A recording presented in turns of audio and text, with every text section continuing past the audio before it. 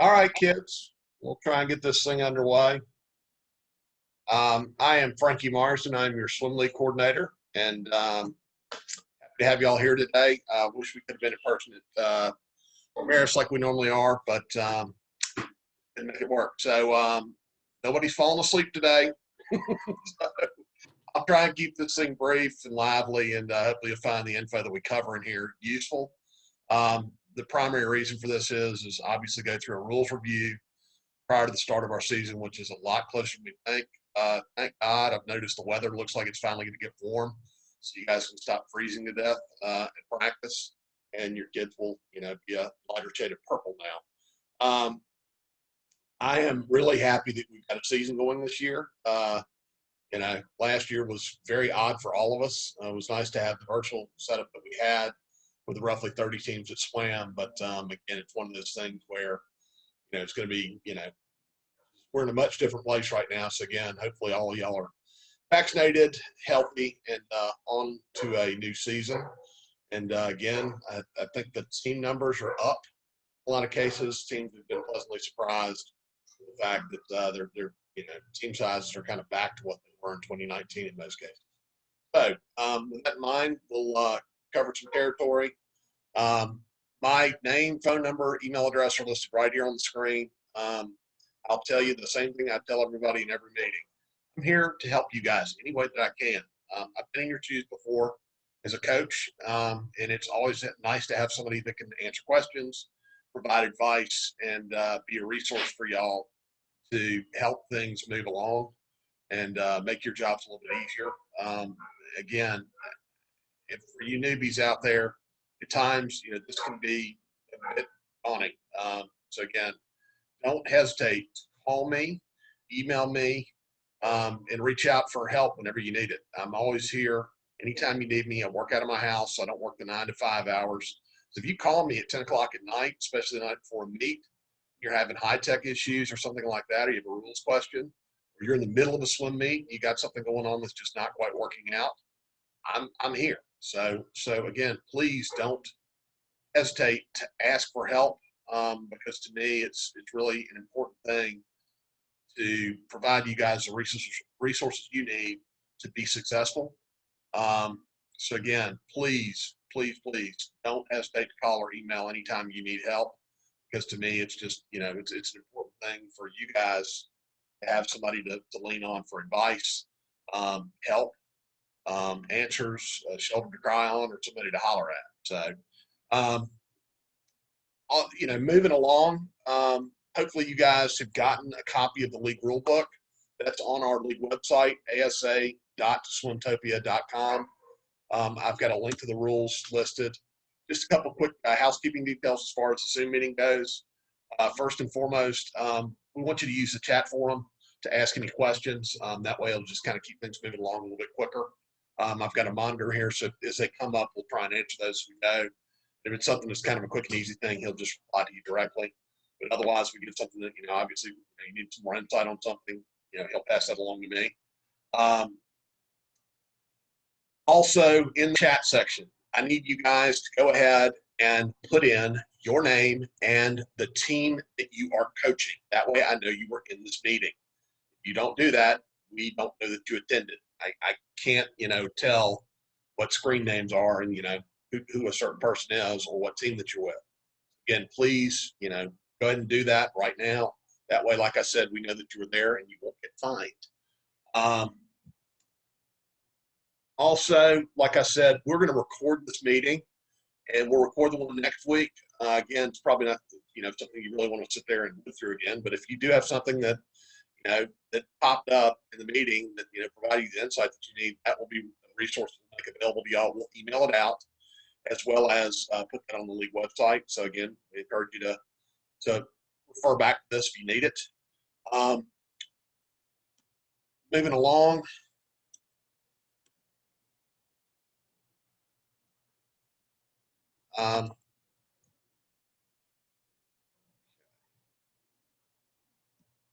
There we go. On the item of team info, I need you guys to go look at your team page. The link to that is listed here. So again, please go look at that page. Your name, your phone number, your cell number, and your email address should be on that page. If it is not, you need to update that immediately. So again, it's not just your team rep that can go in and do this. You guys can do this yourselves. If you don't know what the login, the password is, the password's listed, but the team name is, the username is essentially going to be your team name. And it's going to be case sensitive. So when you pull up that team page, it'll list your team name up there. It'll list all of your pool info, how many lanes you've got, how deep the water is at the start end and at the turn end. It's also going to list off whether your pool is yards or meters. Those are kind of important details to know for each week's meet. Check all of that info, and most importantly, make sure your info is on there. We're not selling this stuff to the highest bidder. It's not, going to be sold off to, some telemarketing firm. We, hold on to that stuff very carefully and closely. So again, we want to make sure that you guys have got access to that because it's important for you guys to be able to communicate with one another. You guys are going to have to call each other each week, to get in touch about your meet, line of exchange, and things like that. So it's really crucial for us to have accurate and current info. Also, as you add your email address to that, that gets you on our publication list. We send out pretty regular communications from the league, keeping you up to speed on things like the weekly scores from the dual meets, any rules reminders, and more importantly, as we get close to the championship meet, we have a lot of information that goes out about that meet. And this year it's going to be really crucial to stay in the loop on that communication because there are going to be a lot of things that are different from the championship meet, which we're going to talk about in a few minutes. But again, please go check that carefully. Make sure that you're on there. And again, if you have any questions about how to get into your into your team page, just call me or email me, and I'll be glad to get you that info as you need it. So, feedback on summer leagues, on summer swimming in general. Like I said, pretty much everybody's swimming this year, with the exception of a few teams. It's about a 70-30 split. Most of those 70% are going to try and do some sort of in-person swimming. 30% are going to do virtual meets. So again, that's that's going to go. I think that's a great thing for us to start with. You guys again have the option, if conditions change and they make it a little bit easier for you guys to get together in person, you're always welcome to reach out to your opposing team and say, hey, we can actually host a meet now. So do you guys want to try and do this in person? The big thing here is just make sure you're up to speed on what your local, health resources and your HOA, more importantly, the group that governs what goes on with your pool, that you're following their rules and regulations. So again, you stay in their good graces. Again, meets and communication. So one of the biggest things you guys have to do as coaches, you've got a lot of different groups that you have to communicate with. First and foremost, you got to communicate with your opposing teams. Okay, you got to work with their coaches. You got to work out details. And the more often and more open that communication is, the more you guys work out those details in advance, the better your meets are going to run. Okay, so don't sit there and expect to just go rolling into a pool with a couple hundred people with you, your swimmers, parents, if they're going to let spectators come in and think, oh, everything's just going to run great. There's a lot of stuff that goes on in the meet. So again, work out the details in advance, days, if not weeks in advance. You guys have had your schedules since, I think, late April. So you've had this stuff for several weeks now. Hopefully you've at least reached out to confirm, the format of the meet, whether it's in person or virtual. But, as the meet approaches, work out details about line of exchange. When are you going to do that? Where do you park? When you get here, what's the earliest time you can get there if they're trying to, limit the number of people that are there? What specific details do you need to sort out? Warm-up times. Where is the team area going to be for your team? More importantly, COVID protocols. Your pool requires people to wear masks, people to stay distance, all this other stuff. You need to know that, and you need to communicate that to the visiting team. There are no mix-ups or frustration that somebody comes in there and they're not doing things exactly as you expect them to do them. They can't read your mind. So again, you've got to communicate with them clearly, openly. Your coordinators need to work that out as well. But just again, make sure that's sorted out. Last but not least, keep an eye on the weather. Don't wait till the day of the meet and go, oh my gosh, it's starting to rain and thunder. We may not be able to finish the meet. What do we do now? Well, you should have sorted that out days, if not weeks in advance. If you guys really want to get these meets in, you need to start talking about things like makeup dates, possible alternative dates, maybe even moving the meet to the other pool if need be, if your pool's not going to be available that week. Work that out in advance. That way, if the weather does get bad, you know what's going to happen immediately. You're not sitting there fumbling around going, oh gosh, what do we do? And then that way you can communicate with your families before you even go to the pool. Hey guys, we know the weather's possibly going to get bad. If it does, here's what we're going to do. More importantly, is the home team, you need to communicate with the visiting team what the protocols are going to be if you hit bad weather and they've got to clear the deck. It used to be you could go, oh, everybody go crowd into the clubhouse. That'll work just fine. Well, that's probably not going to work real well in COVID. It may not be an option. So you need to say, okay, hey, if we hit bad weather, teams, families going to go back to their cars, and then they have to, drive down the street because the street's lined with, big tall oak trees that might blow over in a bad storm. Sort that out in advance. Sort out, hey, if it does get bad, how long are we going to wait? Okay, that way, again, you're not having a whole lot of rumors and guessing and going, oh gosh, maybe we'll do this, maybe we'll do that, and the parents start trying to make stuff up. You avoid all those problems. You also avoid your entire team going, oh, we're out of here. We don't know what's going on, so we're just going to go home. Okay, communicate with your families. Okay, let them know what their volunteer job, what the requirements are, what the expectations are with regard to COVID protocols.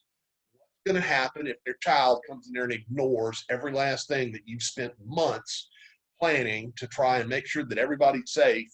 What are the consequences if that happens? They're going to get bounced out of practice. They're going to be removed from the team.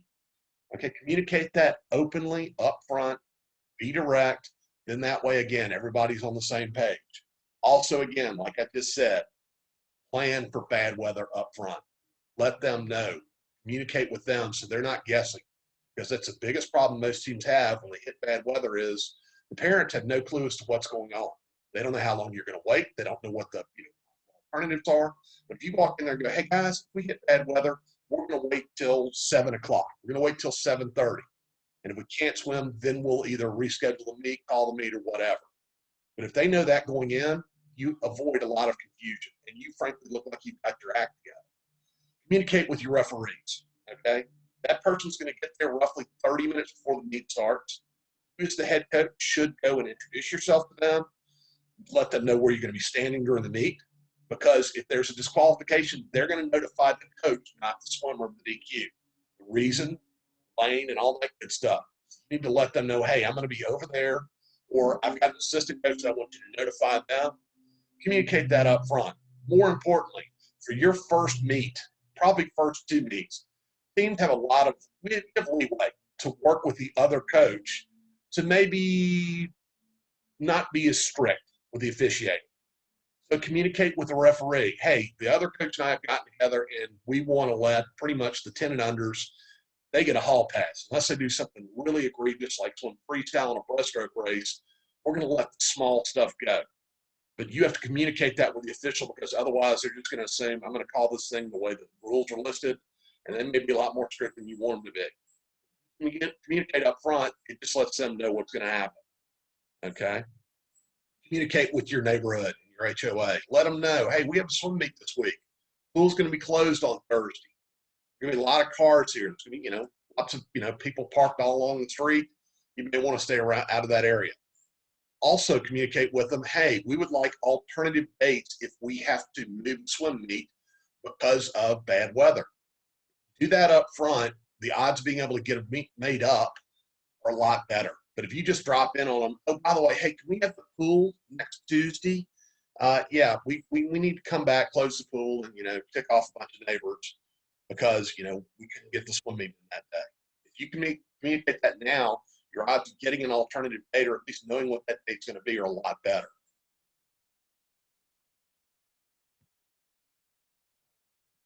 So just quick reviews of COVID and everything else. I'm not going to beat this into the ground, but again, CDC keeps rolling back regulations as every day goes by. Masks aren't quite as, required as they used to be, certainly if you're outside. They've, rolled back some of the concerns about social distancing. Again, all the stuff that's a moving target. You guys just need to stay up to speed to how that's going to work. Okay, state guidelines, again, the state of Georgia, same thing. They're moving forward with this stuff. Okay, stay in the loop, watch the news, and again, as we get stuff, we'll try and pass it along to teams. Again, steps before practice and meets begin. Again, not going to beat those into the ground. I'll leave that out there, and I'll send this slide deck out to you guys as soon as the meeting's over. The big one down here at the bottom, you guys need to, if you've not done so already, you have to have had a background check done on yourself. Link is here. There's also a coach's certification class. It's a new requirement. Most of you guys have done a great job of that, and I really appreciate that. Special thanks to Summer League Swimming, Martin Edson, and Leah Hannafeld for the work they've done in coming up with that program. Hopefully you guys have made that, work out. And it's free. It's covered. Code, the discount code's listed here. If you have any issues doing that, just let me know. The big thing on the background checks are, you obviously have to do it, but the results are going to come to you. You have to share those with your employer, with your team, not the league. We can't, again, you cannot, your results of a background check can't be released without your consent. So again, it's up to you to share that with your team, with your coordinators, your bosses there, okay? Any questions so far? Okay, moving on. Practices, meets, just again, like I said, feedback is we're going to move forward. Everything's pretty much on schedule to move ahead with things. Starting meets the week of May 24th. I can't believe it. It's really close.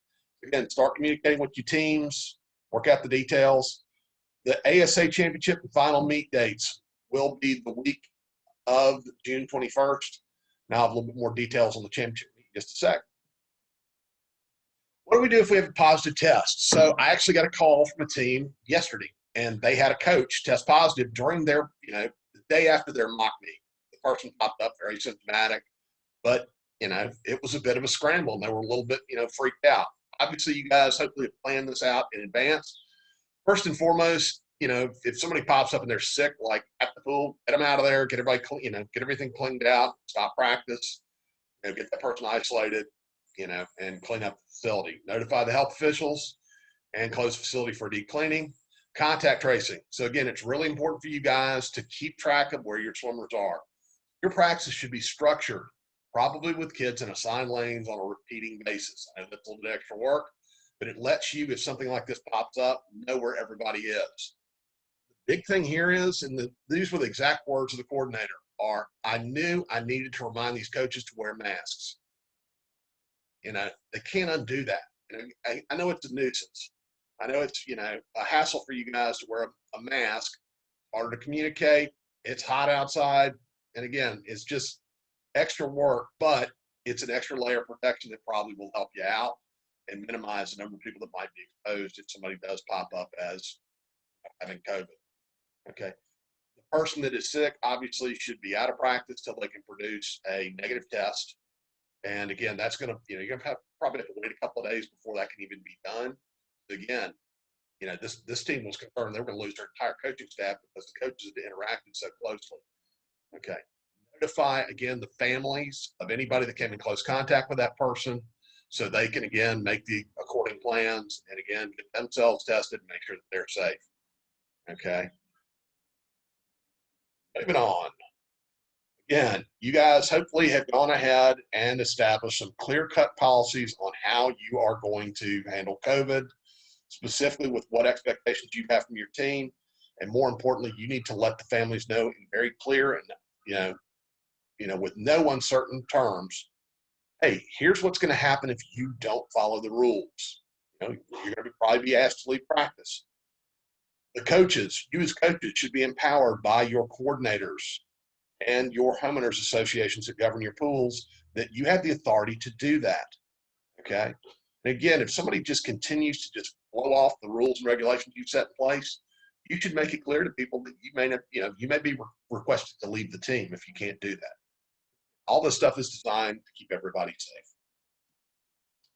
Meets. So again, competition is a big part of the league experience and of being on a team. It's not the end all be all of what the league is about. Okay. You should enter each meet with keeping an eye toward being flexible with the other team. Okay. Knowing that things are going to be still a little bit different, even though we're moving in a great direction with everything, with everybody, a lot of people being vaccinated and everything else, it's going to require some flexibility, some patience, and some cooperation with each other. Okay. So again, it's great to have a meet, but that's not the end all be all about why we're doing this. Just be happy that we can have a meet. Okay. And things might not go exactly as you hope, but 99% of the time it's going to work out great. Traditional in-person meets, like I said, most teams are trying to move toward this. Some teams are going to split things up a little bit differently. They may run it in 2 sessions with maybe the 10 and under swimming, from 5:30 until 7:30, take a little 20-minute break and then bring in the older kids later to keep the numbers down. So again, just work with each other, communicate up front. The teams that are doing virtual meets, it allows us to limit the number of staff needed to run a meet, keeps the deck a little bit clearer, obviously doesn't have another team there, probably limits any spectators, everything else. Planning and staffing is easier because, again, you just don't have to have that other team there to coordinate with. You can flexibly conduct these meets throughout multiple days. Again, the only thing you've got to do is, at the end of the week, you've just got to exchange results with the other team. So you can swim your stuff on Monday, get it over with. And the other team can go, hey, we won't do it till Thursday, but you don't exchange those results until the end of the week. Okay? You can still maintain competition and contact with other teams, but like I said, some neighborhoods are more restrictive about what they're going to allow than others and require that you just have to go virtual. But again, the other cool thing is you might swim against some teams you might not normally have swum against. Traditional in-person meets, like I said, the home team determines what the COVID protocols are. You do not go into another pool and tell another team how it's going to be. Okay? You need to respect what they have asked you to do. And if for some reason y'all can't sort it out, then the meet pivots to being a virtual meet, but I hope you don't have to get to that point. You guys should be adults about this, be gracious and respectful of each other, and the fact that, you should be happy that the pool's open this summer. Hybrid meets may take longer and may require an earlier start if you're having to, split that thing up into sessions. So again, if that happens, you need to communicate with your officials, let them know we may be starting earlier. It's also going to probably result in them getting a little bit more, pay because of overtime rules. It may require not allowing spectators at the meet. That's a distinct possibility. Again, communicate up front, be respectful. Again, mask wearing, stuff like that, you just need to do what the other team is required because that's the requirement of them even being in operation this year.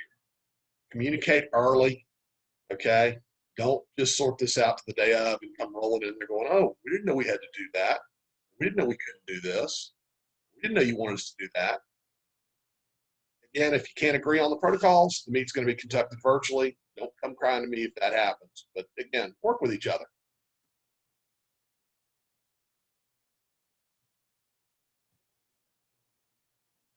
So running a virtual meet, like I said, you can split this thing up any way you wanted. You can do it in the morning during a practice session. You can do it, at the end of the day during your traditional meet day. If for some reason you're in a yards pool, the other team's in a metric pool, you're going to send the results from me to merge the meet. Otherwise, if it's similar, yards versus yards, there are steps on how to combine all that stuff that we covered in the high-tech training, and it's in the rule book. It's pretty straightforward and not too convoluted. Again, the big difference here, timers, you can get away with 1 per lane in a virtual meet if space constraints are an issue. We talked about that in the process week last week. Self-officiating. So your meets can be officiated for a virtual meet by either a coach, a parent. If you got a volunteer that lives in the neighborhood, got some officiating experience, you guys can do that yourselves, save a little bit of money, okay? But if you want an ASA official at your virtual meet for your session, you need to email me that info. I've already sent out an email about that, and I'll send another reminder early this week. Again, otherwise, we're going to assume you're going to self-officiate your virtual meet. Again, you're on the honor system when you're doing that, but like I said, we didn't have any issues with that last year. High-tech meet management for a virtual meet is, again, covered in high-tech training. Bottom line, you're going to use all the lanes in the pool for a virtual meet.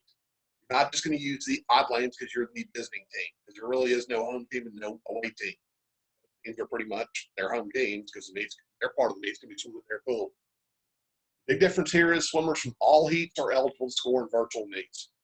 Okay, in an in-person meet, it's still heat 1 is the only one that can score. Okay, a lineup exchange is different. You don't really exchange lineups in advance on a virtual meet. You're just going to exchange results. Okay, entry lists, all that stuff, you'll set your meet up, you'll do your entries for your portion of it and dump that stuff over to meet manager for your portion of the meet. That's still going to be the same, okay? Again, going to merge the results. Talked about that in the high-tech training. Again, the big coordination with the other team for a virtual meet is you guys just need to pick a date and a time by, some point in the week when you want to have this stuff completed.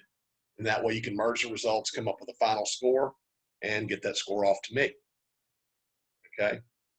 Ribbons, most teams didn't use the merge meet to do the ribbons. They actually just did the ribbons, off of their portion of the meet. So, when they planned their virtual events at their pool, they just handed out ribbons based on those results of their pool. Be creative, have fun with your meets, okay?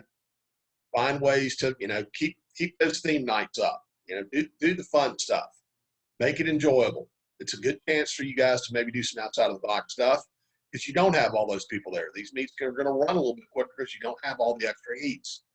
So again, also, if you're doing something you really enjoyed, share it with the league. Send me an email. Keep me up to speed about that. League championship meet, page 43 of the rule book has all the set rules and regulations for that meet. So we're good to go for our championship meet. Remember, the format this year is going to be a little bit different. We're doing the time final event. It's going to be June 23rd through 26th, and essentially it's going to be groups of about 8 to 12 teams in each session. Each session is going to be its own little mini championship. We're not going to combine the results across multiple sessions, and there's no big championship final at the end of the week. Okay. So again, you're going to come in, swim in your one session. It's going to take about 3.5 hours. We're probably only going to use one competition pool. So we're probably not going to have 2 pools. As things stand right now, based on capacity restrictions from Georgia Tech, we're looking at probably having very limited opportunities for parents to be in the building. The only parents who are going to be allowed in are going to be the ones that are helping volunteer at the meet as timers, runners, bullpen workers, things like that. Plus, we're going to give teams a limited number of credentials based on a ratio of probably 1 to maybe every, I'd say, or so swimmers that you enter. You're going to get a team credential that'll get a parent in. Those are above and beyond your coach's credentials for your coaching staff. Okay? But brace your parents for that idea. We will live stream the event for free.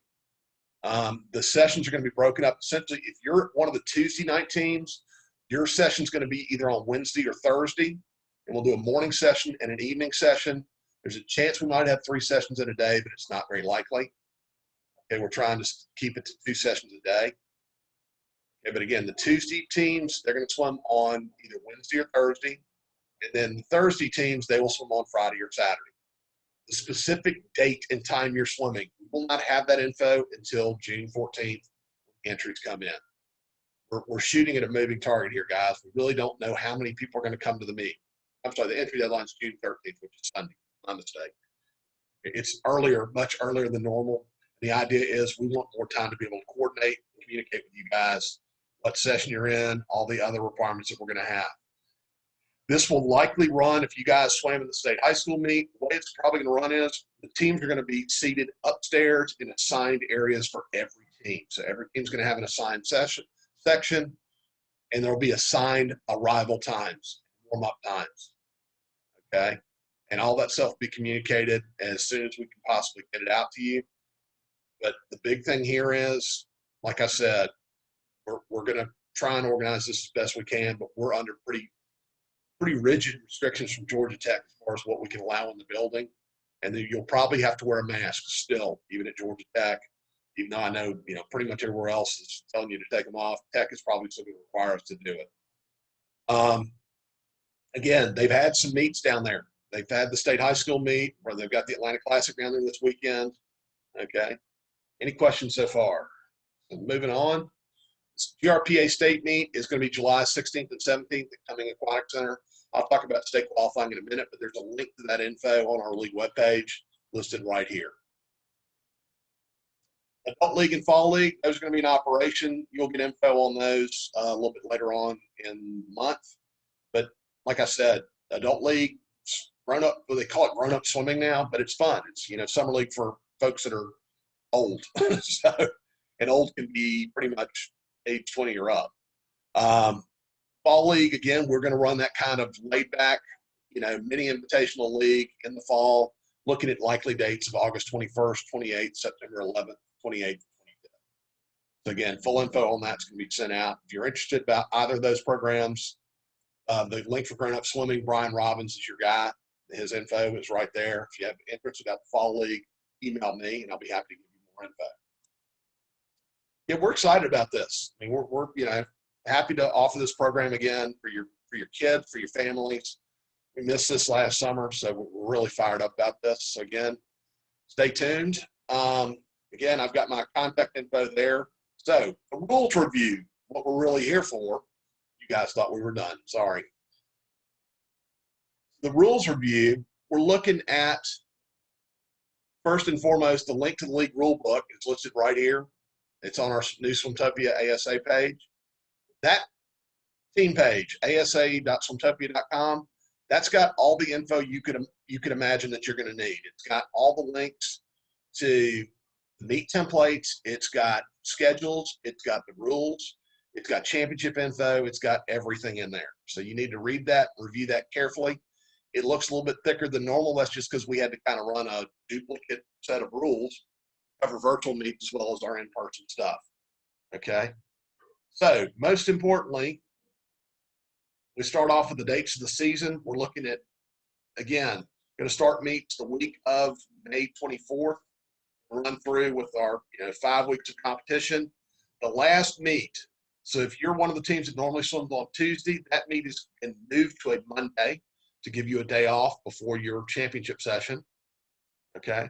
And the teams that normally swim on Thursday, your last meet is going to be on Tuesday, June 22nd. That, again, is going to give you guys, again, at least one day off before your championship session. If you guys are changing the dates of any of your meets, I sent out an email, I guess 2 days ago, regarding Google Doc that you can go in and update any of that info. So if you change the date of your first meet because school's not out, or you're changing the date of that last meet because you either want to run it later or earlier in the week, there's an opportunity for you to put that info in there. Make sure you go do that as soon as possible so we can notify your officials. Okay. League sportsmanship. So we cover that on page 5 of the league rule book. The big thing there is, I skipped a step at the start of the meeting. So this really gets to the heart of why the league exists. Okay. And more importantly, it's really important for us as a group to understand the purpose of, youth sports in general, but our swim league and what we built as a culture and a community for the sport of competitive swimming.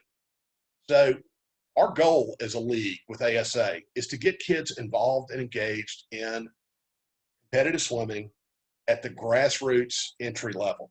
We want to get them in the door. We want to have them have the best possible experience, most positive, fun experience they possibly can. And more importantly, we want them to learn important life lessons, including good sportsmanship, including fair play, including goal setting, including working toward a goal, understanding the merits of working hard and accomplishing those goals, and teamwork. Okay? Those are core building blocks of our swim league and what I would hope every youth sport program brings to the table. But the building block of all of that, the foundation of all that, ties into sportsmanship. And it can be summed up in a pretty simple idea. It's essentially the golden rule. Treat others as you would hope to be treated. Okay? And hopefully they'll return the favor. If you guys walk into situations expecting the best from other people, expecting them to treat you with some respect, some fairness, and understanding that if things don't quite go the way that they're supposed to, that more often than not, it's an honest mistake. It's a new coach that's still feeling their way around as to how to do their job. Okay? We don't go to DEFCON 1 because somebody didn't quite understand the league rules with regards to participation. We instead go, hey, how can I help you? How can I help you correct this? How can I help you learn and grow from this? We expect kids to shake hands after races. We don't sit there, taunting and all that other, garbage. That's just not part of our sport. And it certainly shouldn't be part of any kind of youth sport. But for us, that's just not what we're about. We want this to be fun, enjoyable, and positive. We want kids to build lifelong relationships out of this league. And more importantly, if we do that and we embrace that, we make that part of what we're doing as a group, league, and as a community, we're going to get kids to come back every year. Parents are going to sit there and go, this was a good experience. This wasn't like those lunatics at baseball, soccer, lacrosse, okay, where the parents are out there screaming at each other, the kids are out there, it just, we just don't, we're just not about that kind of type A plus personality, hyper competitive, win at all costs, bend the rules till they almost, right before where they're going to break. It's just not us. You're not going to find a ton of people that are like that in our league. You may bump into the occasional one. It's your job to help steer them back in the right direction and go, hey guys, this is not what we're about. Okay, it's really important for us to really, really hammer that home and make that part of what we're doing. More importantly, the parents have to understand this. They're the ones that tend to screw it up more than anybody else. The coaches and kids get this. That you guys, the reason you're in this job as a coach is quite simply, you're doing this because at some point in your life, you got involved in swimming. You had a coach that made a big difference in your life, and they kept you involved and engaged in the sport. And you felt so strongly about it, you're thinking, I'd like to do this as a job. And you can get such a great experience from doing this, but it only works if you make it fun. It has to be fun for you as well. It's got to be enjoyable. It's got to be positive. Because if it's hyper stressful, it's just going to eat you up. And we don't want that. Okay? You'd be stunned, guys. You would be blown away how many times I've heard people tell me about their experience as coaches, the people they've interacted with, the people they've met, and it's made a huge difference in their lives, in their, when they get out there in the real world, and not to say swim coaching is not a real job, when they get that, forever job, so to speak, how many times they might have gone into an interview and met somebody that they might have either coached, coached their children or coached against, and they made a good impression on somebody in that area. So if we're doing that, again, good things are going to come out of that. Again, that page 5 of that rule book, real important for you guys to treat each other with respect and dignity and expect the same in return. Okay. And if you can't act like that, well, we got ways of dealing with you. Okay. We hope it doesn't come to that. But like I said, it's one of those things that we, that page is built on some experience with some people that didn't quite get it. Again, we want that to, we want those people to kind of understand that, you know what, you're not really somebody we want in the league. Okay. People and stuff needed to run a swim meet are covered on pages 6 through 8 in the rule book. The big ones to point out here, your officials. So for the in-person meets, you're going to get a weekly official schedule for your meets. That's going to be somebody sent by the league that's trained, understands swimming rules, and their job is to start the races, keep the meet moving along quickly, and more importantly, keep things on a fair and level playing field by enforcing the swimming rules as they are written. Okay? They're not there with a microscope to disqualify everything in sight, but they are there to catch the stuff where kids are gaining a competitive advantage and keep things fair. Okay? They're going to get it right 99% of the time. Most officials do. The 1% where they don't get it right, it's not because they're trying to hose you out of winning a swim meet. If you think any of these officials have any vested interest in who's going to win a swim meet or even know the score of the meet, you've lost your mind. They're not there, to try and, do you out of winning a swim meet. But they are there to try and do the best job that they can. They can't see everything at once. And every once in a while, they might miss a call. If they do, it's your job to handle that situation with some dignity, with some respect, and with the understanding that, people make mistakes. Okay? If you ever have an issue with a referee, you think that they've missed a call or something like that, it is your right and it is your, responsibility as a coach to advocate for your kids. You are well within your rights to always be able to walk up and ask an official, why was this lane disqualified? What lane was disqualified? What rule was used to disqualify this swimmer? And if they can answer the question with accuracy and certainty, that yes, lane 4 was disqualified because in the breaststroke, they touched the ball with one hand. The discussion's over at that point. And when you have this discussion, you will do so calmly. You won't raise your voice. You won't wave your arms. You won't go in there, screaming, "Oh my gosh, what did you do?" Doesn't work like that. You're going to sit there and handle this as a professional. And the official is going to return the favor in kind. If you go over there, waving your arms and screaming and raising your voice and making a scene, it's just not going to work, guys. And it's going to get back to me, and you and I are going to have a conversation if that happens. I have a lot of patience for coaches that use the officials. Okay? I'm very protective of them. I think they do a very good job. And again, they're out there doing the best job that they can. So it's your job to handle that situation with respect.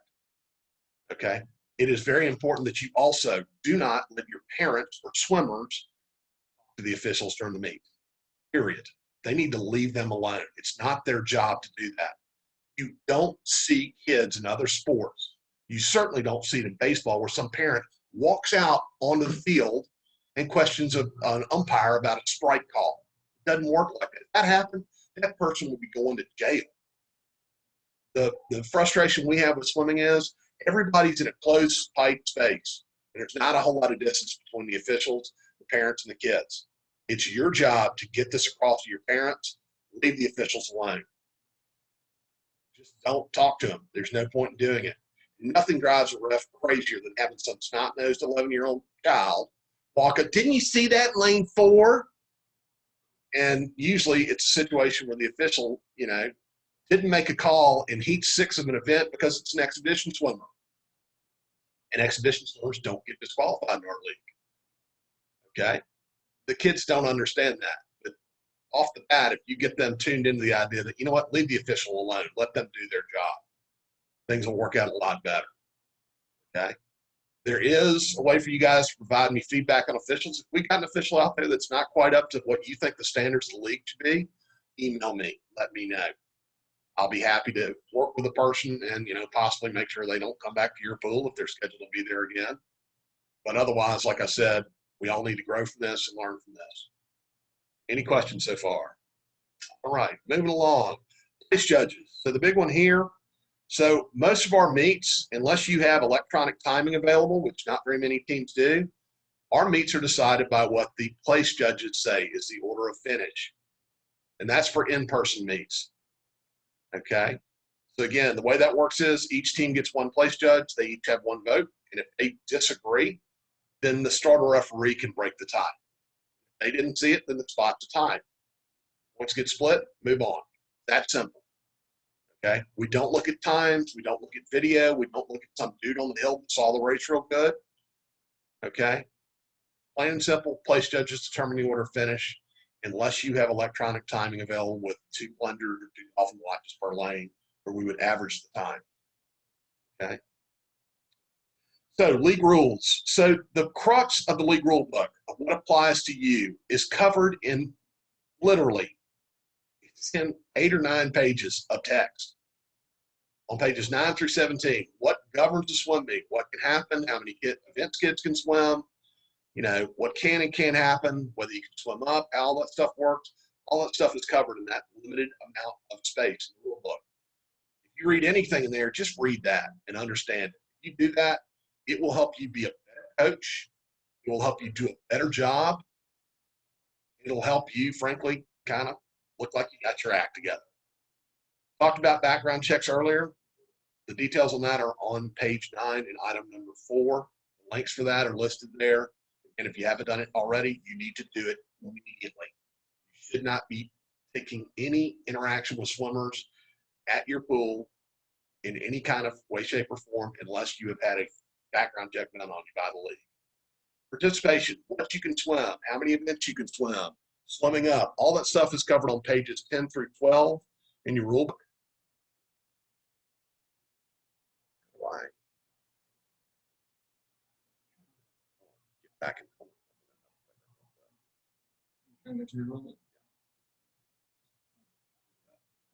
I'm going to pull up the league rule book real quick.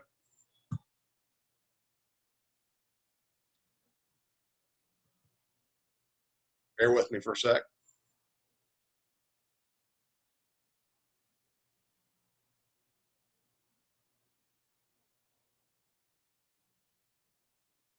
So our league rule book, I'm going to jump into the actual pages to cover that in specific detail, because this is where coaches get tripped up more than anywhere else.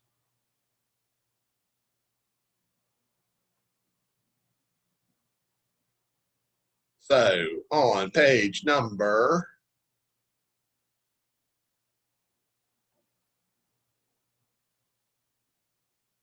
10, item 5. So the age control date for the league is the kid's age on May 31st, not June 1st.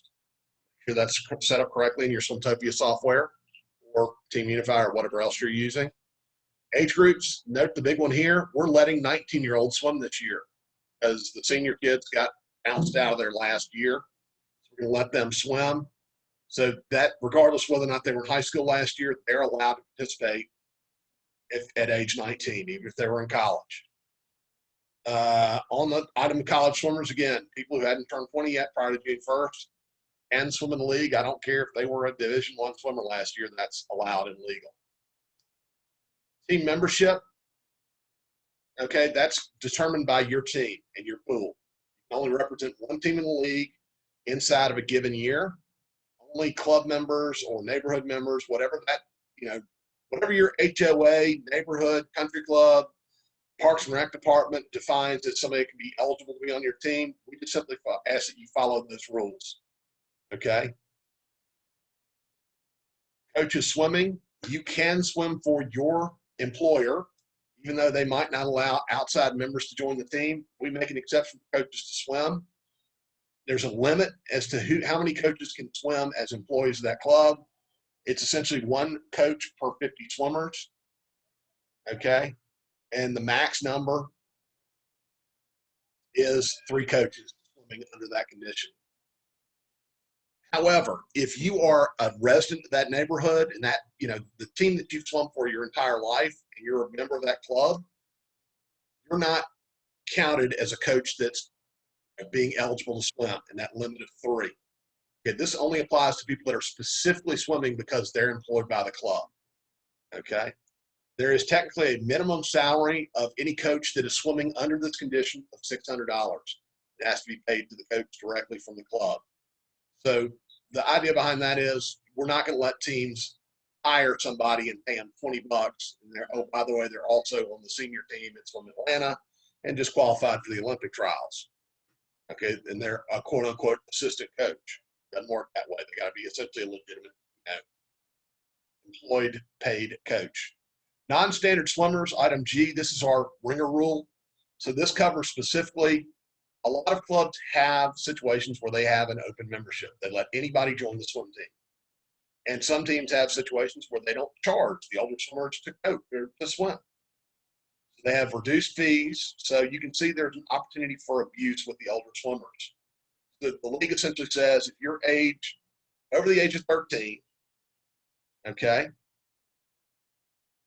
and you are swimming for a team that is located more than 5 miles away from where you live, then you would be considered a non-standard swimmer. And if you're a non-standard swimmer, the team just has to give us the name of that person. Okay, this also applies to swimmers that come to your team, again, age 14 or older, that are coming from another ASA neighborhood. So if they're coming, to Dunwoody Country Club from Winter Hall, they live in Winter Hall, but they're going to go swim for Dunwoody Country Club, we need to know about that person. They have to pay a minimum fee of $75 to be a member of that team. Okay? Again, not a whole lot of kids fall in this category, but we do want kids and we do want teams to have the ability to open up their team to more people. We also want kids to have the opportunity to swim for whoever they want to swim for. So you may have situations where a kid is in a neighborhood and they just don't get along with the other kids in the neighborhood. They want to keep swimming, but they just don't have, they just don't want to hang out with those kids. But they would love to go swim for a team down the street. We allow them the ability to do that. We don't limit that. Okay, but we do ask teams keep this transparent and notify us of these people. So again, if the question does come up, hey, why is this person swimming for this team? Well, they fit under a non-standard swimmer category. We knew about it, and it's all above board and legal. If you don't do this, you're subject to some pretty severe financial fines. Okay, and again, only applies to kids that are age 14 or older. We also will grandfather in. So say you have a kid that mom and dad decide to move, and the kid has always swum for this neighborhood team, and they grew up swimming there, and they want to keep swimming for that team, but now they live somewhere else. We grandfather those kids in when they turn, age up to 14. We let them continue to swim for that team in those situations. Bottom line, if you have a question about a kid in this situation, just email me or call me, run the situation by me, and I'll tell you if they're non-standard or not, and we can go from there.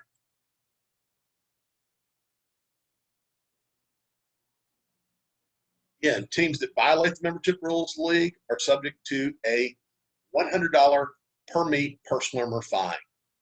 That fine will go to the charity of ASA's choice, most likely Children's Healthcare of Atlanta. Okay, don't get caught with your hand in the cookie jar on this. I've never had to enforce this. I've come close a couple times though. We'll meet entry limit. Each team can enter up to 3 swimmers for team points in each individual event. This is for in-person competition. I'll talk about virtual meets in a minute. So you're allowed to enter up to 3 swimmers for points in each individual event where lanes are available. If you're in a 5-lane pool, you're only going to get to swim 2 people for points, and the extra lane is going to be used as an exhibition lane. If it's an 8-lane pool, it's still technically 3 and 3, with the 2 outside lanes being exhibition lanes, unless the teams agree to make everybody in Heat 1 eligible to score points, which is what most teams do. We'll meet entry limit. How many events can a kid swim? They can swim 2 individual events, 2 individual scoring events, that's Heat 1, and 2 relay events, 1 medley and 1 free. But there are exceptions to this rule. Okay. Note, on the relays, they cannot swim 2 medley relays. You can't swim in their age group on the 11 and 12 medley relay and then swim them up to fill out a 15 and over medley relay. But they could, and I'll talk about swim ups in a minute, they could swim 1 free relay in 1 age group and another free medley relay in another age group. Okay. We'll meet entry limit. So the extra events rule, the way that works is a swimmer can enter a 3rd individual Heat 1 scoring event to fill all legal lanes, provided all other swimmers from that team in that age group are entered in at least 2 Heat 1 individual scoring events. Okay, so in order for somebody to be entered in a Heat 1 event, a 3rd Heat 1 event, everybody in that age group has to be entered in at least 2 Heat 1 scoring events. Can't be entered in two exhibition events. It doesn't work that way. It's got to be 2 Heat 1 scoring events. A swimmer may not be entered in more than 3 Heat 1 individual scoring events unless all of the swimmers in that age group are entered in at least 3 individual events. So it goes all the way up the ladder. So in that really thin age group, like 13, 14 boys, where you only have 2 of them, they could legally swim every single individual event. Okay. Any question on this one? Okay, guys, pay close attention to that one because it's the one that trips up most coaches. It's a great way for a small team to be competitive with a bigger team. One of the best teams that's ever been in the league only had about 80 kids. But those 80 kids could swim out of their minds. Team size doesn't always really determine how good a team's going to be. Good formula for this is listed below. If you take the number of scoring lanes in the pool, so say it's a 6-lane pool, okay? Multiply that number by 6, the number of individual events the swimmer can swim. This calculates how many Heat 1 individual scoring swims are available. So again, in a 6-lane pool, it's going to be 3. You have 3 available lanes for your team, okay? If it's a 4 or 5-lane pool, it's going to be 2.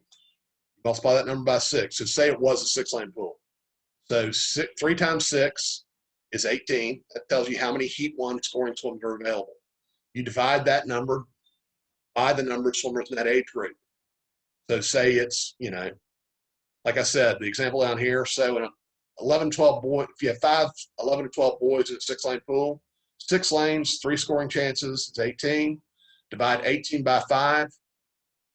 Okay, that is 3 with a remainder of 3. So that means all the swimmers in that age group could be entered in a maximum of 3 Heat 1 scoring events, plus 3 of those swimmers, the remainder, are allowed to be in a full Heat 1 scoring event.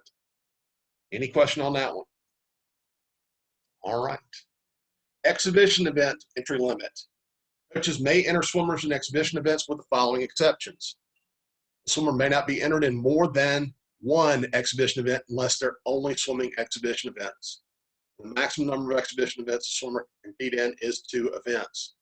The big thing here is we don't want you using your swim meets as a massive time trial and putting kids in scores of extra events because it makes the meet take a very long time. The average meet shouldn't last longer than about 3 to 3.5 hours. I don't care how big the teams are. That's the target. It shouldn't take much longer than that. If you're entering kids in a bunch of extra exhibition events to get a time, so to speak, it's going to make that meet take forever. And that's like the biggest turnoff for teams and families when it comes to swimming is these meets take forever. Okay. The big thing here, going back to that extra event rule, the one thing to note there is not everybody has to be in 1 Heat 1 scoring event before somebody could be entered in a second Heat 1 scoring event. In fact, you could have situations where kids are only entered in exhibition events. That really heavy age group, like 9 and 10 girls, where you have 30 of them, you may have your best 9 swimmers swim a maximum of 2 individual Heat 1 scoring events. They could take up all those scoring opportunities, and then you could have some kids that are just swimming exhibition events. Okay.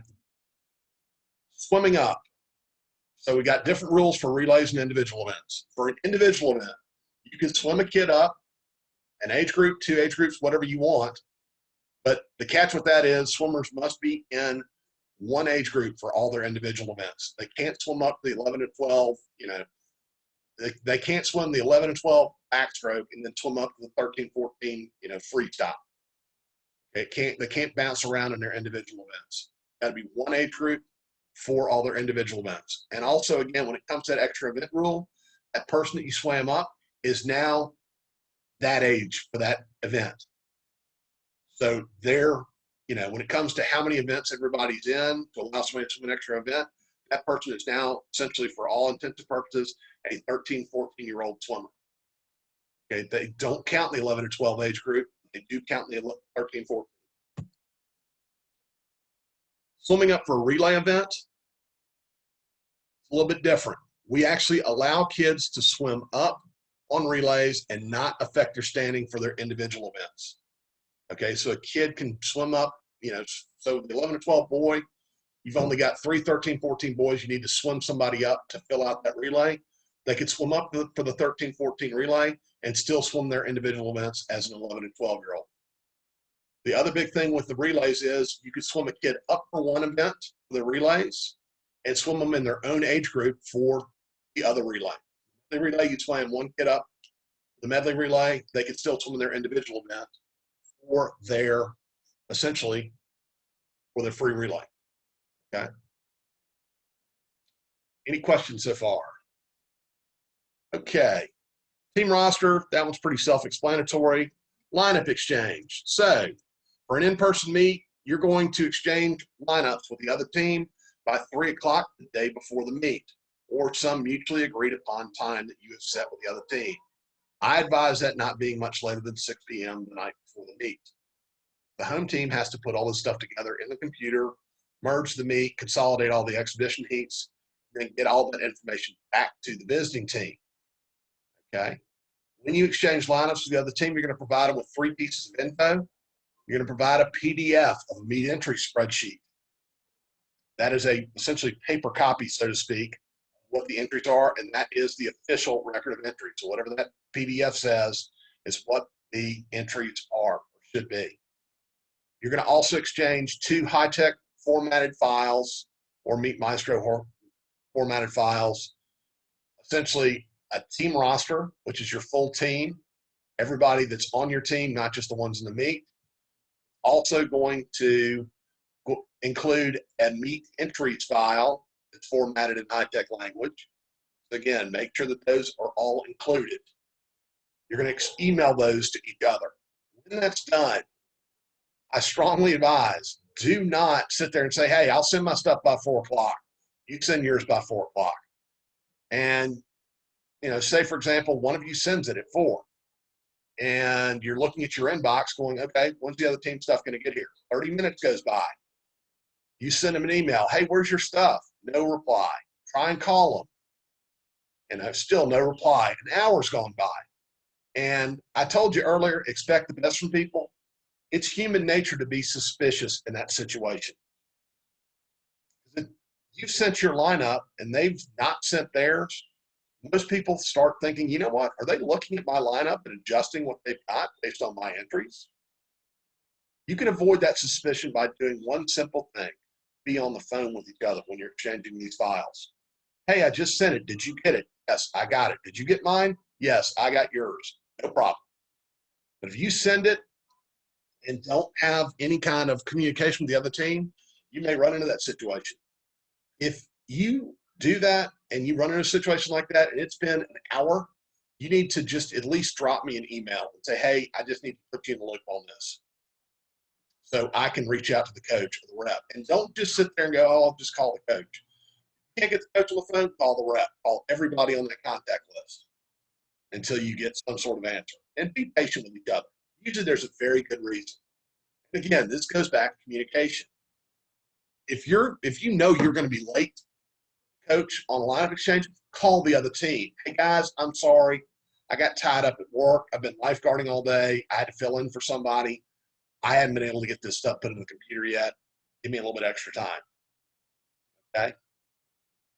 Be understanding, because you'll be in the same boat the very next week. Okay? But also, don't be that person that says, oh, I'll get it to you tomorrow. No, it doesn't work like that, guys. There's far too much coordination that has to go on to get these pulled off in an organized fashion. That stuff needs to get done in a timely fashion. It's one of your job responsibilities. Once you've exchanged lineups with the other team, the individual events are locked in place. They cannot be changed. You can't sit there and go, oh my gosh, look at their entries. Their best kids, all my best kids' entry. And their best kid is better than my best kid. I want to change that. You can't do it. Okay? The only changes you can make to the individual events are what we call legal substitutions, which is item 8. So what you can do is, once you've done your lineup and you've exchanged with the other team, you inevitably have kids that get sick, get hurt, get arrested, just decide, you know what, I know I told you I was going to be there, but I'm not coming. Got a better offer. I'm going to the Braves game. Okay? You can fill in for those situations. So when a swimmer's unable to be at the meet, you can legally substitute somebody into those open events that have been created. Who can be substituted in?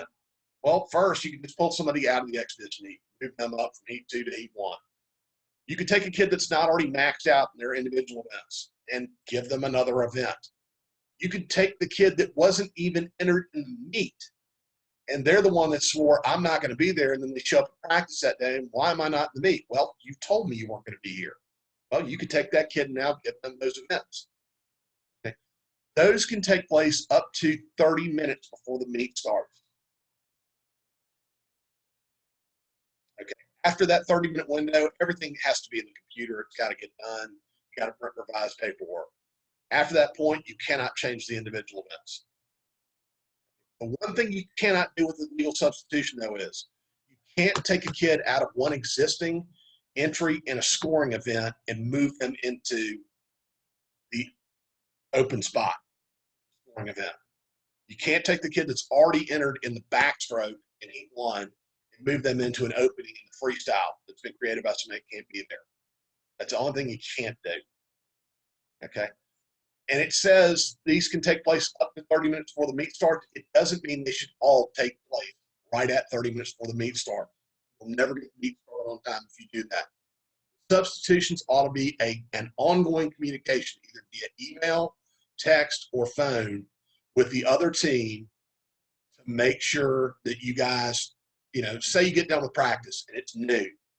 Get on the phone with the other team. Hey, we found out these 10 kids out. We're going to put these 10 kids into those events. Again, at 2 or 3 o'clock, after you've had time to, address the kids that didn't show up to practice and try and reach out to them and find out, hey, where were you today? Are you coming to the swim meet?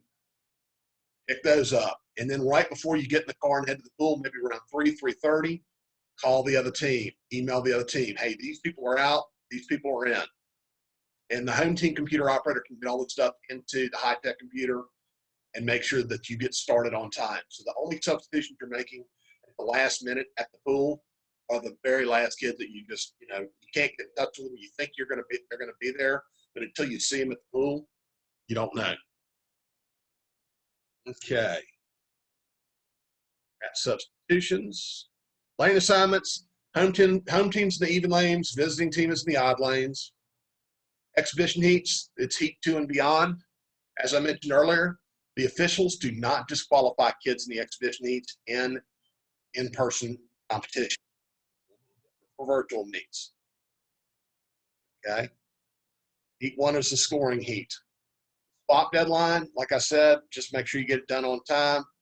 If you are uncooperative on that, uncommunicative on that, you can get fined for that. We try to avoid that. Starter referee, I've talked about them. Item 13, dual meets or judge final. I covered that a little bit earlier when I talked about place judges, but just remember, place judges determine the order of finish unless electronic timing is in use. Okay? Electronic timing equipment. If you have access to electronic timing equipment, the Dolphin system or a plunger system, you're running Peachtree timing stuff, as long as there are 2 inputs per lane, we would take the average of the 2 times, and that's the official order of finish. We don't look at what the place judges say in those situations only.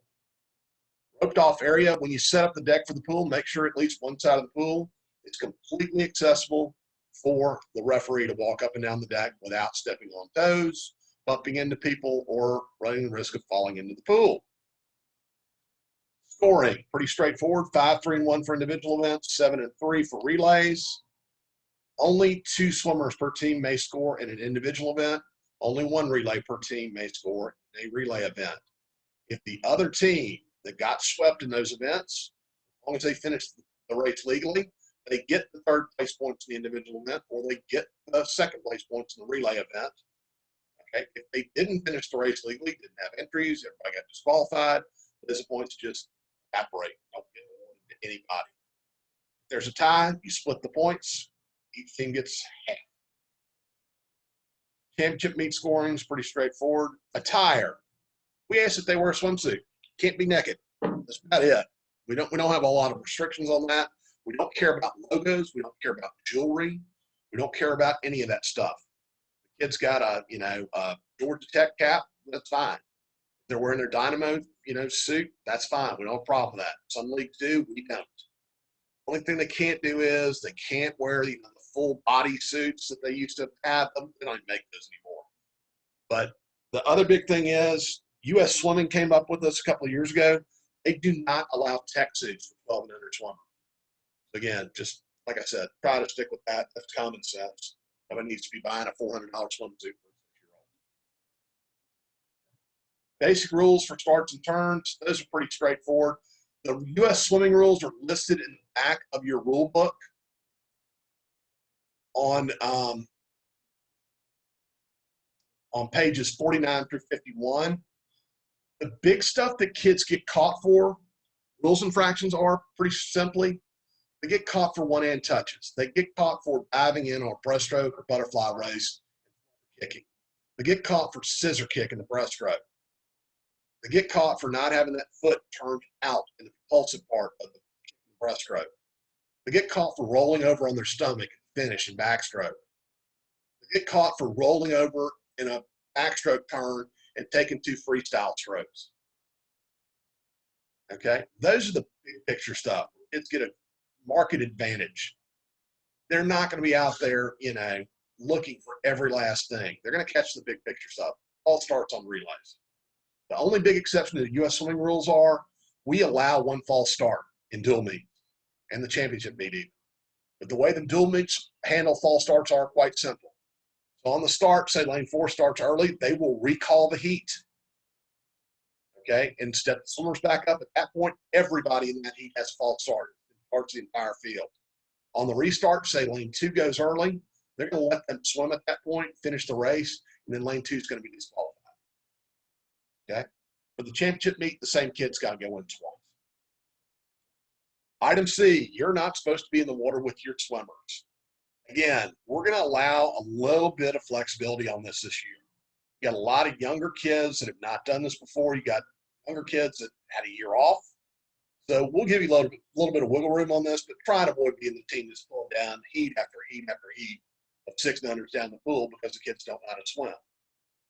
Communicate with each other on this. Be on the same page with this. And if you're the team that's being asked, hey, can we do this? Be understanding, especially in the first 2 weeks, because it's been freezing cold the last 2 weeks when teams are getting ramped up for practice. So teams have probably missed an opportunity for training when they desperately needed it. Okay, but by meet 3, you probably should not be in the water with kids.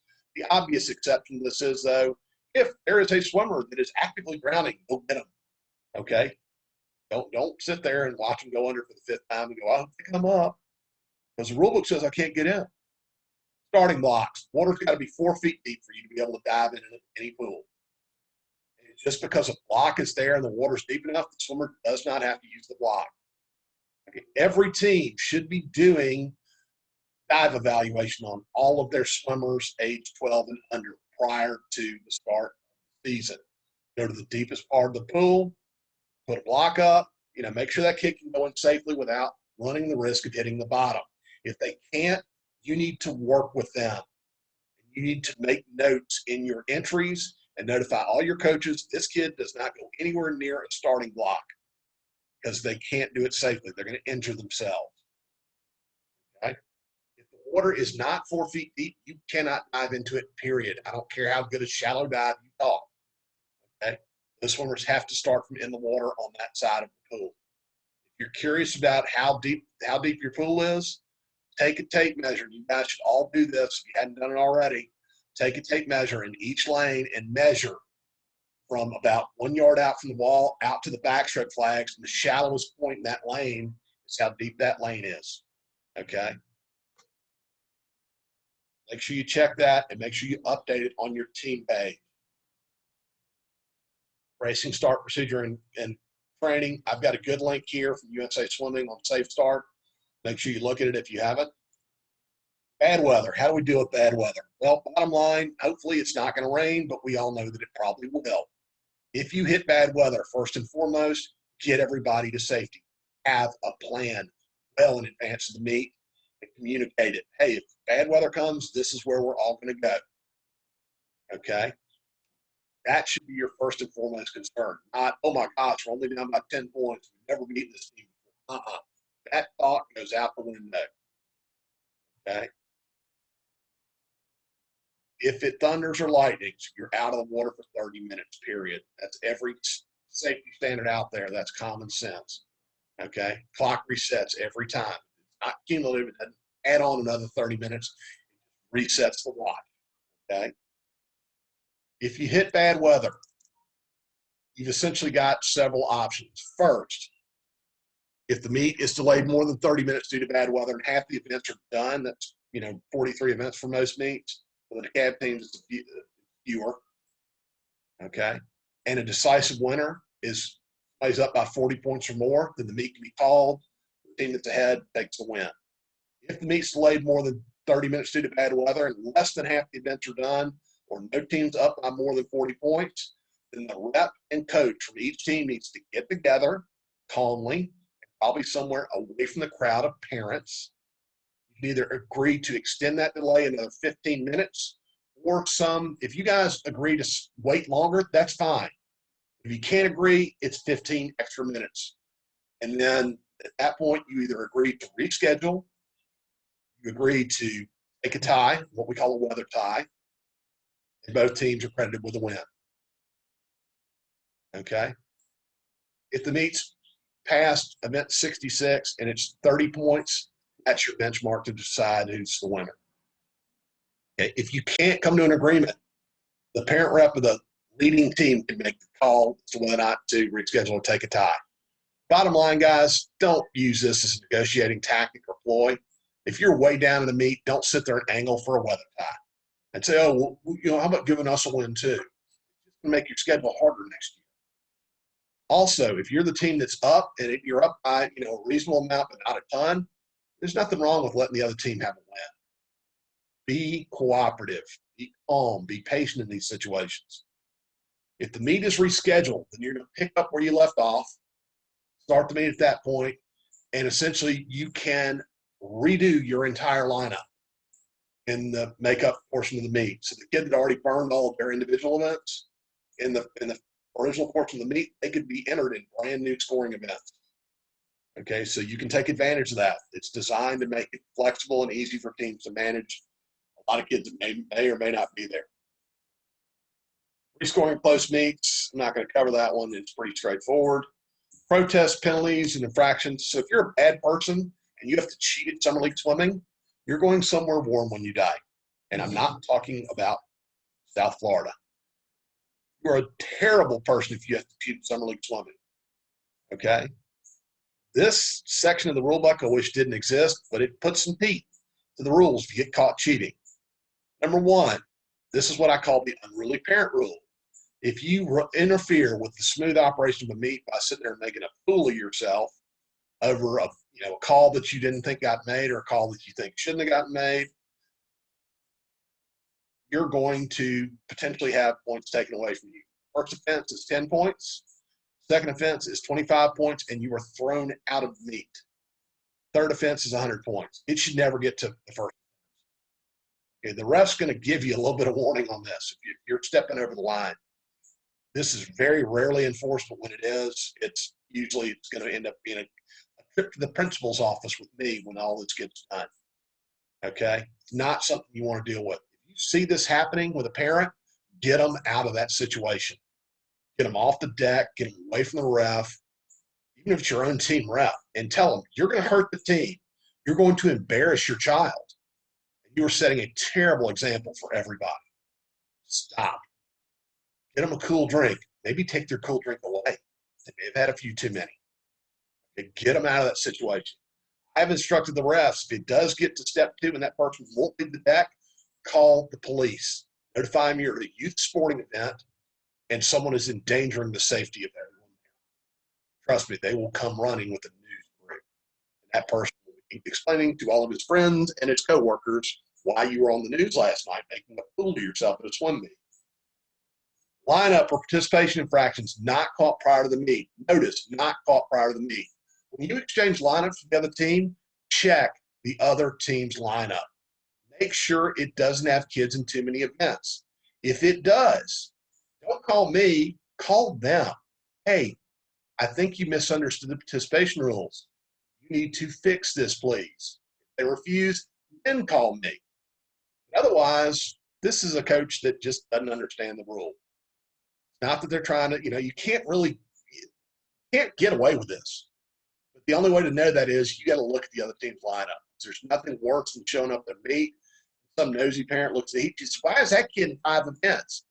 Nobody else is in 5 events. Only 2, everyone else is in 1 event. That's not legal. They're cheating. The magic word in a swim meet, cheating. It just takes off like wildfire in this situation. That's for a very contentious situation.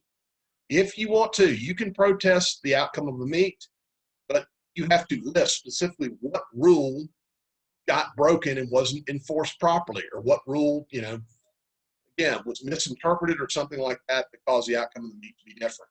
Can't be, I don't like the other team. They weren't nice to me. I protest. Doesn't work like that. This has to be done within 48 hours at the end of the meet. If that happens, we refer it to a panel of 3 people, either refs or coaches of teams that just didn't from that team. I don't get a vote. I've set up 3 impartial people, let them do it, and they make the call. Crying to me ain't gonna help. Hey, look at item I. Don't cheat. There's a good one. Okay, don't cheat at Summer League swimming. If you do, like I said, you're a terrible, awful person. Skipping forward, pages 18, 19, and 20 talk about kind of the timeline for a meet. all the reports that have to get done, all that good stuff. That's more team rep stuff than you. It does talk about substitutions, lineup exchange, things like that. Virtual meets, and I've highlighted in yellow what the stuff is. The big thing here, and I'll go through these fairly quickly because it's not a ton of stuff that's different. The people that are needed for a meet are minimized, as you can see. You only need one person in each of these jobs, not two. Big one here, place judges. The place judges don't determine the order of finish in a virtual meet. The times actually do. Place judge can't watch two meets simultaneously at different locations. So again, times are going to determine the order of finish, and based on that, every heat in a virtual meet is eligible to score points. That's the big difference. So that meet, when it's officiated, you do have to disqualify kids in heat 4, heat 5, or whatever else to keep things level and not allow a child that, say, playing freestyle in a breaststroke race away with, frankly, scoring points because they swam stroked it as much faster than the other one. Okay. Big thing here, there is a backup place judge, but that's only, frankly, to help ribbons if the timers completely botch the job. The timers, the big thing here is we ask that teams provide a backup timer. So if a timer doesn't start their watch, they've got a backup there to deal with it. And if the timer doesn't stop their watch, we ask the backup timers to at least get times on the first 2 swimmers. If for some reason we just don't get a time in a lane, that swimmer is just marked exhibition. They can't score points, but they will get the ribbons. Okay. And that's done after the meet is done on the, each team's end. Again, the big thing here with the virtual meet is you don't do the standard lineup exchange prior to the meet. That's just going to be, you do your lineup, put it in the high tech on your end, run the meet.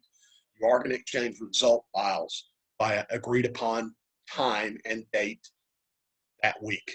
Okay. And there could be situations where teams might literally swim 5 or 6 days or even a week after that meet is done. That's not completely out of the, out of the picture as an option. Just communicate.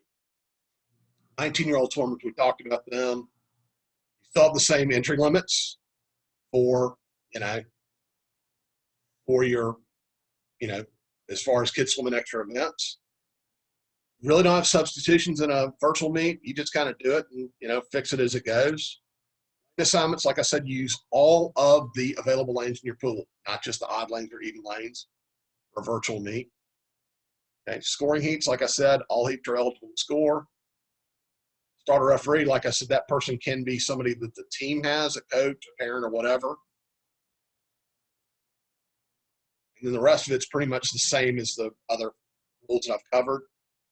We'll skip down to page 43 and talk about league championship real quick. In general, rules for the championship meet are somewhat similar to what governs dual meets. Kids are allowed 2 individual events, 2 relays. We just don't allow an extra event to be swum. Okay. Entries are going to be due on Sunday, June 13th by 6 o'clock to me. I know that's early, and I'm sorry it's got to be that early, but we just need advance notice plan thanks to COVID. Okay. You do need to send in the same files that you would send in for a dual meet. Entry file, roster file, and a PDF of your entries. The big thing here is I will send out a survey / Google Doc a little bit later on this month, asking teams to start letting me know what their interest is in going to the championship meet. So I'm going to ask you guys right now, start talking to your families about championships. Okay. The entry fee, we're still working on the details of that based on what the format of the meet's going to be. I would expect the entry fees to be in the neighborhood of $30 to $40. We're going to have a lot of extra expenses. The big one here is the fee was going to go up anyway because we've ordered a lot more medals because they're going to be medals for essentially 1st through 10th place in each individual event and 1st through 3rd place in every relay event in each session. So we have literally almost quadrupled, if not quintupled, number of medals we order. So that was a significant chunk of change. But we're going to have other staffing and extra requirements at Georgia Tech. They're going to probably make that meet cost a little bit more. Again, we're just trying to manage that, but talk to your families, find out what their level of interest is, find out if they're planning on attending. And we're going to want to know at least an estimate by June 1st as to how many people you think you might bring to the championship. So get the ball rolling on that over the next couple of weeks. You can swim kids up in the meet. We advise not doing it for individual events, but in some cases you might have to do it for a relay. Late entries, we will allow them, and we'll give you a little bit of flexibility on changes based on, again, a long lag time between the entry being due and when the meet is actually going to be. They're expensive, though. It's going to be a minimum of $30 per individual event, $50 per relay.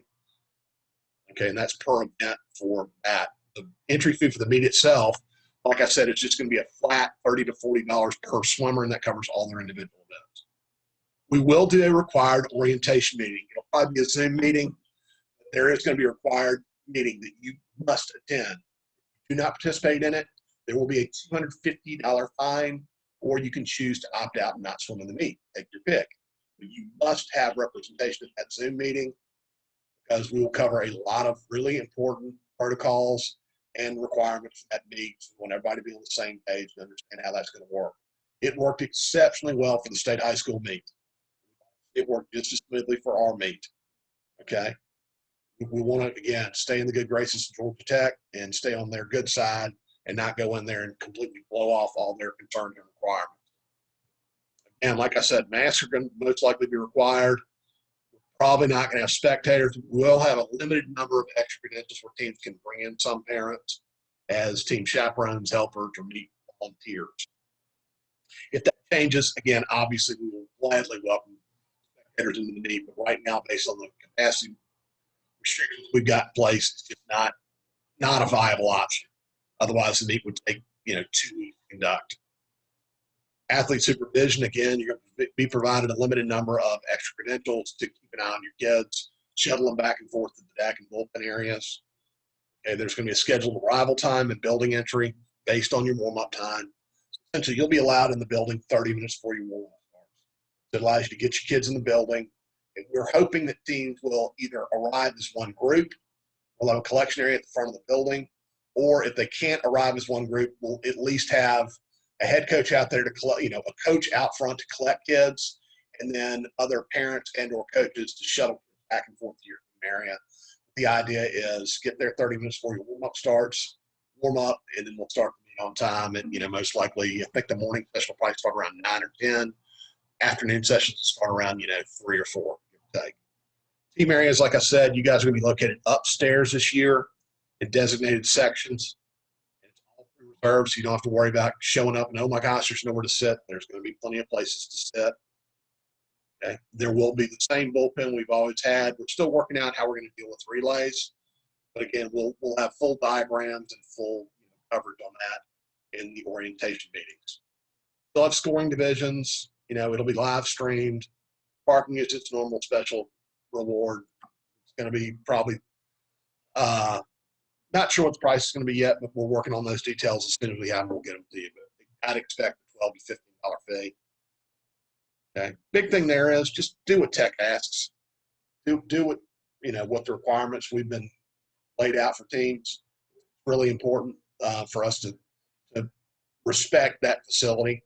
We're very, very lucky to have it as an option for our championship meet. We'll continue to do that. So if you'll stay on the right page with that, it'll work out great.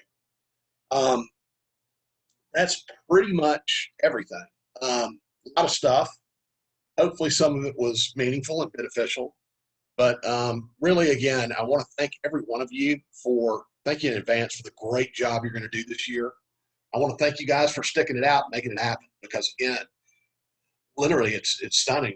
Months ago, we weren't sure we were going to have a season. I mean, it's great to see the progress we've made with all this, and it's great to see the amount of coordination and great work teams have done to set this up in an environment where the families feel like they're going to be safe. And again, we got to stick to our plan. We're not out of the woods yet on all of this stuff. We certainly don't want to be the group that sits there and is like, oh my gosh, did you hear all those kids got sick at the swim meet? We don't want to be that group. So again, follow your rules, follow your protocols. And if you need help or questions or have anything you need, I'm always going to be here as a resource, especially you coaches. If you ever need a job reference or anything like that, I'm here for you. I want to help you guys out because you guys are what makes this happen. You are vastly underpaid in a lot of cases, sometimes underappreciated, but at the end of the day, you guys do such a tremendous job with your programs, with your kids. And again, you guys wouldn't be here if there wasn't somebody in your life that made this such a good experience for you. It's your job to carry on that legacy. It's your job to continue to help us grow the sport, to help give these kids something positive in their lives, because God knows they need it right now with all the stuff they've been through last year. And again, you guys, y'all were all out of work last summer in a lot of cases. So I'm happy to see you guys back on the payroll, so to speak, and again, back with your kids. So I hope you guys have a terrific summer. Have a great experience. Again, call me if you ever need anything. I'm always going to be here for you. I'll leave it open for questions if anybody's got any for a minute or so. You guys can pop off mute if you have questions. Yeah.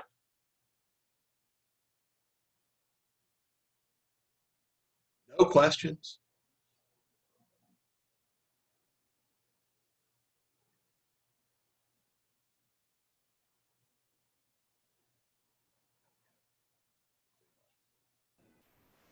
Hey, Frankie, it's Mimo. I got a quick question. Sure. How do we figure out how many events kids can swim if we're doing virtual meets and we're using all the lanes? It's still going to be all the kids have to be in two before somebody's in the third. It doesn't matter what heat they're in. Okay, so just do it, but then just maybe talk with the other team about how many scoring lanes there would be. Yeah, I mean, I would have that conversation with them. Okay. I just, like I said, you've got a little bit more wiggle room to have kids swim extra events in those meets.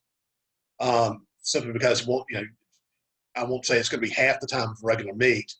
And you guys did some meets last summer, so you have some perspective on this. In general, like I said, that you still want to follow that same model of everybody's in two before somebody's in the third.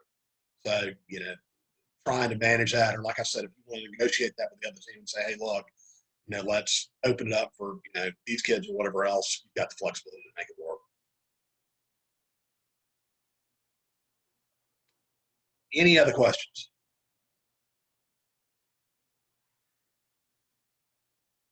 Well, guys, again, I hope you have a terrific summer. I'm glad the weather's getting warmer, and thank you again. I look forward to seeing y'all on the deck somewhere, and hopefully, certainly, we'll see you at Georgia Tech. So have a good Sunday, and again, thanks and good luck.